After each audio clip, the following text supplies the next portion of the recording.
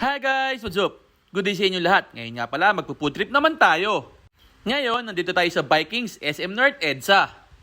Namili kami ng mga gamit sa school ng mga bata, tapos nagbakasakal kami sa Vikings na makapasok. Ito na nga pala guys, ang buffet rates ng Vikings ngayon. Ayun, makalipas ang 3.5 oras sa paghihintay, natawag na rin yung number namin, nakapasok na kami. Dahil late na nga kami nakapasok at dinner ang aming pinareserve, medyo konti na yung mga pagkain na nakahain. Pero kahit ganun pa man, syempre, susulitin natin ang pagkain natin dito sa Vikings. Let's go! Syempre, first round natin, kanin, kare-kare, barbecue. Syempre, Angus beef, grilled na pusit, siomay. Tapos, kumuha rin tayo ng tempura, hipon, baked talaba, at pizza. Syempre, ang second round natin, kumuha muna tayo ng loaded na nachos. Syempre, ang third round natin, kumuha naman tayo ng puro ulo ng pusit.